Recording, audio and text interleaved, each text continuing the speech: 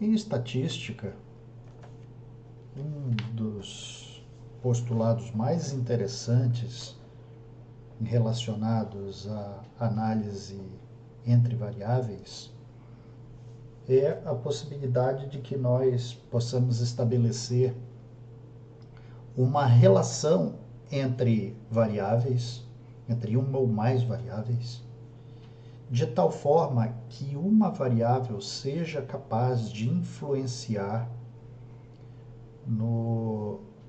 na maneira como uma outra variável se comporta. Então, de uma maneira muito singela, nós poderíamos dizer que alguns princípios, como peso e altura, são óbvios do ponto de vista dessa relação. Quanto mais nós crescemos, ficamos mais pesados. Esses princípios do que é a regressão, do que é a correlação como princípios estatísticos, surgem das mentes geniais de Sir Francis Galton e de Carl Pearson, ambos britânicos, e ambos desenvolveram uma boa parte da sua obra no início nas primeiras décadas do século XX. Obviamente que a data de nascimento do Carl Pearson está equivocada, é 1857. Então, duas figuras emblemáticas, ao lado de Sir Ronald Fisher, um conjunto de matemáticos e estatísticos britânicos brilhantes. Essa relação entre peso e altura também pode ser aplicada, esse princípio de relação entre duas variáveis pode ser aplicado, por exemplo, à idade e pressão arterial. Será que pessoas mais velhas, quanto mais nós envelhecemos, nós ficamos mais suscetíveis ao aumento da pressão arterial?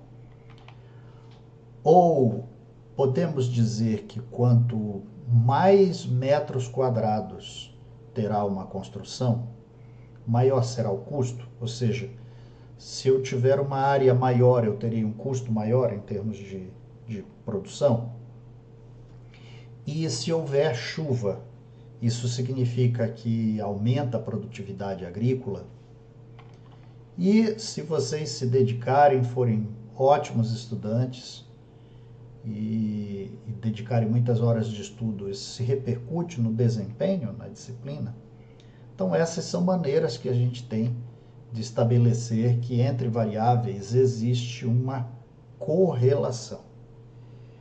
Uma é capaz de implicar no desempenho de outra. Isso nem sempre implica em causalidade. Então, o cuidado que nós devemos ter é de que nós consigamos enxergar que uma variável está relacionada, ainda que numericamente, a uma outra variável, mas não parece tão óbvio que exista uma relação de causa e efeito, de que a variável A influencia significativamente a variável B, e que isso é explicável, é um fenômeno explicável. E o cuidado que nós temos que ter são com essas duas divisas latinas, muito conhecidas para quem estuda epistemologia, metodologia científica, que é estabelecer essas duas linhas de raciocínio. Com isto, logo por causa disto. Ou depois disto, logo por causa disto. Imagine a seguinte situação de que eu espirro e que cada vez que eu espirro ocorre um acidente de automóvel. É até possível, embora improvável, que isso aconteça, mas será que o meu espirro tem esse potencial para causar algum distúrbio no tráfego e promover sinistros de automóveis? Então, às vezes, a avaliação numérica, uma observação entre um comportamento de determinadas variáveis até é simétrico do ponto de vista numérico, mas obviamente que não existe uma relação de causalidade. E essas correlações, no qual nós não enxergamos causalidade, elas são chamadas de correlações espúrias. poderia exemplificar para vocês essa situação no qual, entre 2007 e 2010, o número de óbitos decorrentes de trauma por queda de escadas, ele foi praticamente simétrico ao número de vendas de iPhones. Agora, obviamente que essas pessoas que morreram não estavam no momento que morreram falando no iPhone. Então, são duas bases de dados distintas que fornecem estes dados que no momento do tempo tem alguma simetria, mas não tem lógica, não é razoável estabelecer uma correlação entre esses dois perfis de ocorrência de fenômenos. Isso se torna mais complexo quando se quer dar credibilidade a algo que não tem base científica. Esse é um artigo muito famoso, publicado por Andrew Wakefield e colaboradores em 1998, um artigo que promoveu uma grande agitação na comunidade científica, porque ele estabelecia uma correlação entre as vacinas tríplice viral, crianças vacinadas com a tríplice viral, e o desenvolvimento de transtorno do espectro autista. O que o Wakefield propunha nisso? Ele avaliou um conjunto X de crianças e viu que essas crianças tinham em comum, como obviamente é comum a centenas de milhões de crianças, aliás, bilhões de crianças ao longo dos últimos anos, que tomaram a tríplice viral. E aí ele concluiu que essas crianças desenvolveram autismo em função disso. O que nós podemos questionar é o seguinte: se essas crianças também tivessem ursinho de pelúcia, então nós poderíamos estabelecer que os ursinhos de pelúcia causam autismo. Então, qual é o sentido que faz eu estabelecer que crianças autistas são autistas decorrentes da aplicação de vacina tríplice viral? No conjunto das evidências científicas que ele apresentou, não havia nenhum componente de base científica confiável e replicável por outros estudos que levassem a essa conclusão que ele teve. E o que se viu posteriormente foi que o Andrew Wakefield, ele fraudou o resultado dessa pesquisa dele, no intuito, provavelmente, de conseguir obter algum tipo de rendimento por meio de ações que os pais dessas crianças autistas entrariam contra os laboratórios produtores das vacinas. Se viu que havia uma ligação igualmente espúria entre a pesquisa e a vinculação a essas pessoas que tinham interesse de promover essas ações e ganhar muito dinheiro com elas. Então esse é o cuidado. E o artigo ele foi despublicado, que é uma grande vergonha do ponto de vista da reputação científica, ter um artigo despublicado, ou seja, ele não é mais referendado pelo periódico que o publicou, no caso a prestigiada revista Lancet, uma revista centenária. Então o artigo ele não é considerado hoje um artigo validado pela comunidade científica. Então, correlação e causação não são a mesma coisa, que isso fique bem claro.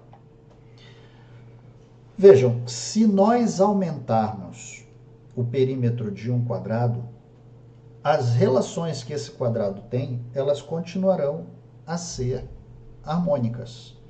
Então, se eu aumentar a área de um ambiente, que é um ambiente que é um quadrado, né? Se eu duplicar essa área, essas paredes duplicarão também. Então, isso é uma simetria perfeita entre o incremento de insumos para uma área que seja um ambiente quadrado, a maneira como essas paredes elas se ampliarão, elas acompanharão de forma absolutamente simétrica e perfeita esse incremento que eu tiver de insumos para que a obra fique maior. Então, esse é um exemplo de uma correlação perfeita. Agora, há muitas correlações que são imperfeitas e que, portanto, devem ser apreciadas. Não é apenas uma questão de cálculo estatístico, de interpretação estatística. É uma questão também do uso do bom senso e do uso de todo o letramento científico para fazer um julgamento correto sobre a forma como essa correlação se estabelece e se ela faz sentido. Então, a grande contribuição do Karl Pearson nesse estudo foi nos dar a oportunidade de entender como, a partir de duas bases de dados distintas, quando eu estou analisando duas variáveis, por exemplo, posso analisar mais variáveis, mas nesse nosso exemplo, nessa nossa aula, nós focaremos apenas duas variáveis, uma dialogando com a outra.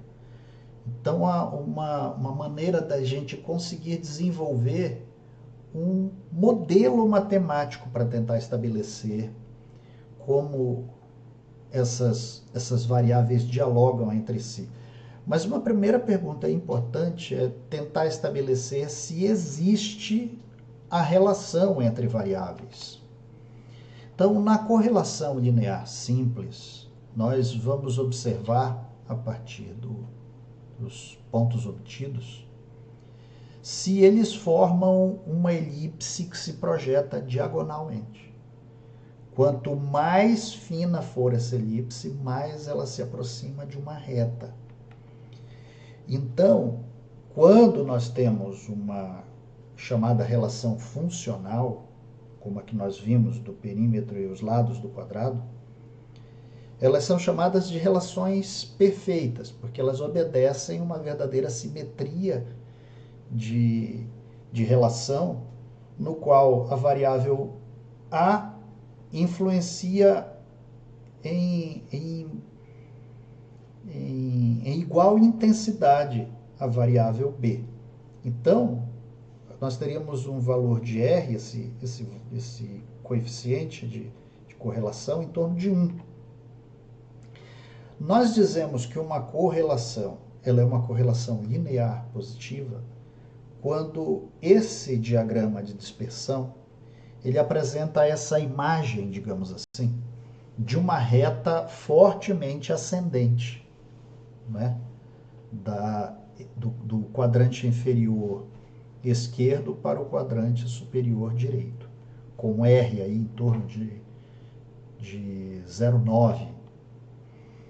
Ela é linear negativa quando parte do quadrante superior esquerdo em direção ao quadrante inferior direito. E aí é o oposto do que nós acabamos de ver, né? Então ela é uma correlação linear negativa porque decrescem os valores. Não linear, esses pontos eles se apresentam dispersos e apresentam aí uma imagem estranha, como se fosse uma curva, e portanto não é possível estabelecer que exista uma correlação entre essas duas variáveis. E esses pontos dispersos sem uma imagem definida também significa que não há relação entre as variáveis, ou então, ao menos essa maneira como foi conduzida essa pesquisa, de tal forma que ele apresente esse perfil de dados, não nos levam a acreditar que exista correlação entre as variáveis estudadas. O coeficiente de correlação linear, chamado coeficiente de correlação de Pearson, em homenagem ao Karl Pearson, ele vai indicar o grau de intensidade entre essas duas variáveis estudadas. E ainda se essa correlação ela é uma correlação linear positiva ou negativa. Ela é dada por essa fórmula que nós vamos ver logo em seguida, o que significa cada um desses componentes para a gente entender como se dá essa relação. E para que a gente possa dizer que uma relação ela é descrita por meio do coeficiente de correlação de Pearson, ela tem que se aproximar de uma função linear. Isso é um critério fundamental. Se nós vamos concluir a respeito dessa significância do comportamento entre duas variáveis, nós temos que ter uma ideia clara em relação ao que significa o valor de R do ponto de vista dessa significância, né? Numericamente, como nós podemos ter uma percepção se essas variáveis são correlacionáveis ou não. Então, se estabelece o seguinte, considerando que os limites de R são os limites positivo à direita e à esquerda, então, e o máximo é 1, ou seja, a correlação perfeita é 1, seja positivamente ou negativamente. Se essa correlação entre duas variáveis é perfeita e negativa, R é igual a menos 1. Se é perfeita e positiva, R é igual a mais 1. Se o R igual a 0 é nula, não existe correlação. Essa correlação agora é bastante interessante focar nesses três aspectos quando existe uma possibilidade de correlação. Ela é fraca quando esse valor de R é maior, é menor ou igual a 0,3. Né? Ou seja, nós temos aí cerca de 30% só de correlação, é uma correlação muito fraca. Ela é forte quando ela é igual ou superior a 0,7 e moderada entre 0,3 e 0,7. Portanto, tudo aquilo que tem um R superior a 0,7 tudo que é superior ao R 0,7 é igual ou superior. Né? É uma correlação, um indício de uma correlação forte e que, claro, você pode estar se perguntando, mas e esse resíduo que não pertence ao valor de R? O complemento até 1, o que explica isso? Aí há um conjunto de outras variáveis que não estão mensuráveis dentro desse princípio. Ou seja, existem outros princípios de causalidade que explicam essa espécie de resíduo. Vamos tomar esse exemplo. Anos de educação formal e renda aos 35 anos de idade. Então, percebam, né?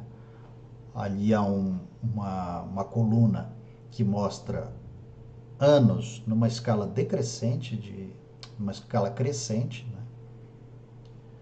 Né? Não é exatamente uma escala crescente, é simplesmente os valores de anos de estudo de pessoas. 12 anos, 14, 16, 18. Mas aí se repetiu ali o 12. Né? E a renda. Então a gente consegue perceber numericamente que quando essas pessoas têm mais anos de estudo, nós observamos que crescem também os valores de renda. Então, intuitivamente, nós podemos dizer que parece haver uma relação clara entre estudar mais e ter uma renda melhor. O que nós vamos fazer é obter todos esses valores parciais. O valor dos anos de estudo multiplicado pela renda, depois todos os valores correspondentes à coluna anos de estudo elevados ao quadrado e todos os valores de renda também elevados ao quadrado. Então, esses valores marginais, eles são os valores que nós vamos utilizar para compor aquela fórmula que nós vimos ainda há pouco. Ou seja, os somatórios de x, os somatórios de y, os somatórios de x vezes y, o somatório dos anos de estudo ao quadrado e o somatório da renda ao quadrado. Portanto, todos esses dados em conjunto nos mostram que o coeficiente de correlação de Pearson, ele alcança um valor de 0,933. Então, é uma correlação linear fortemente positiva. Vejo que é muito próximo de 1. Né? Aqui, de novo, desempenho de estudantes em matemática e estatística. Então, intuitivamente, nós podemos dizer o seguinte: os estudantes que são proficientes em matemática, têm bom desempenho em matemática, eles terão a tendência de também obterem um bom desempenho em estatística? Bem, eu espero que sim, mas nós podemos tentar validar isso por meio deste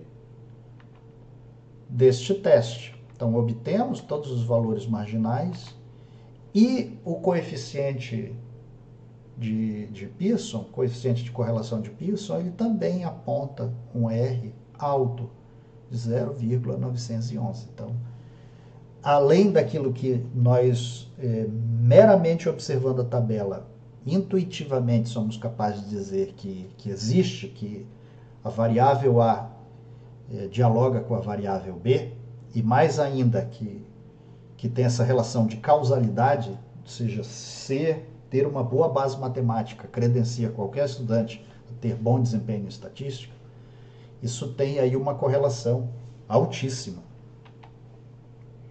Então, cada um desses valores, vejam, eles são valores marginais muito fáceis de serem compreendidos e resultando em valores igualmente compreensíveis e explicáveis um em relação ao outro. Da mesma maneira, a gente pode se perguntar se existe uma relação de causalidade entre a entrega de mercadorias por transporte rodoviário em função da distância percorrida. Então, uma mercadoria que é entregue mais longe, ela leva mais tempo. Então, embora isso pareça óbvio, nós podemos obter isso em função do cálculo do coeficiente de correlação. Observe que não é tão óbvio hoje em dia, no qual existem formas de entrega que são muito rápidas. Há comércios de e-commerce que, inclusive, se valem como propaganda da eficiência de seus produtos, de oferecerem um tempo de entrega que seja muito cômodo ao consumidor, então, independente da distância. Mas, de uma maneira geral, considerando o modal predominante de transporte no Brasil, que é rodoviário, essa é uma relação interessante de ser estudada. E, procedendo da mesma maneira que fizemos anteriormente, nós vamos encontrar que, eu não cheguei a fazer aqui, fica como uma sugestão de exercício que vocês façam para encontrar o coeficiente de correlação nesse caso. Um outro exemplo é renda e gasto com alimentação, aqui mensurados numa base de valores multiplicados por 100. Né? Então, aí no caso, uma pessoa que ganha R$ 5.500, ela teria um gasto com alimentação de R$ 1.400. Uma pessoa que tem uma renda de R$ 8.300, um gasto de alimentação com R$ 2.400. Esse não é um exemplo tão aleatório. Existe, óbvio, uma relação de consumo que é bastante estudada, que é exatamente qual é o perfil do consumo de acordo com o extrato social e qual é o perfil de gasto com alimentação de acordo com a renda. Então, isso é monitorado, isso tem efeitos práticos para entender o comportamento do consumidor e até mesmo em termos de entendimento de microeconomia, como esses perfis de consumo se dão em diferentes regiões, enfim.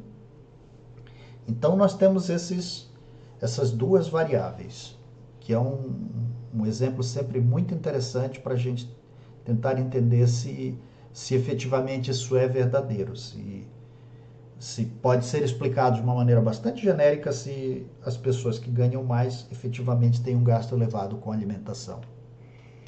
Então, dentro desse perfil, nós vamos obter esses valores marginais e também não cheguei a calcular aí, vocês vão calcular e vão ver que, claro, que é uma correlação fortemente positiva. Mas esse exemplo, embora não tenha finalizado, ele vai ser bastante interessante para a gente entender que quando nós lidamos com duas variáveis que não são tão óbvias entre si, ou seja, nós podemos ter pessoas que têm um tipo de dieta que é uma dieta planejada, portanto as pessoas não gastam de maneira caótica o seu dinheiro com alimentação, ou seja, são moderadas, procuram ter uma alimentação módica, com acompanhamento nutricional, então não é uma relação tão óbvia. Nós podemos até dizer que talvez esse gasto com alimentação ele seja condicionado também ao entendimento que as pessoas têm em relação à qualidade de vida, à saúde, à prática de atividade esportiva, né, etc. Então não embora exista correlação, ela tem outros fenômenos de causalidade adjacentes a ela. Então, olha só, o coeficiente de determinação ele vai ser dado a partir do R, não é? A partir do R, nós teremos um coeficiente de determinação que vai nos explicar o quanto há de causalidade nessa correlação. Então, nós simplesmente elevamos o valor de R ao quadrado, que será dado pela relação entre a variação explicada por uma variável causando outra, em função da variação total, que inclui outros componentes de causalidade que não estão flagrados aqui. Então, esse é um princípio muito simples da gente ter o coeficiente de determinação. E aí nós vamos ter nesse exemplo aqui de chuva e produtividade de soja, que o valor de R é de 0,82, o que elevado ao quadrado nos dá 0,67. Isso significa que 67,24% da variação da produtividade da soja são explicados por essa precipitação pluviométrica. Esse 1/3 restante envolve outros fatores, a qualidade do solo, a variedade das sementes, se ocorrem pragas nessas lavouras, se as temperaturas foram muito elevadas no verão, etc. Um outro exemplo em relação à distância rodoviária e tempo de entrega. Então, é uma correlação altíssima, né? De 95%. E no valor do coeficiente de determinação cai para 90%. Então, nós podemos explicar que 90% da variação do tempo de entrega é explicado pela distância rodoviária. Esses cerca de 10% restantes, arredondando, eles vão envolver outros componentes, a qualidade das estradas, se a estrada é bem trafegável, se não tem buraco, se os automóveis não sofrem acidentes, se não ocorre atrasos imprevistos. Enfim, se toda a logística da entrega ela também não corresponde aí a uma alteração nesse tempo de entrega.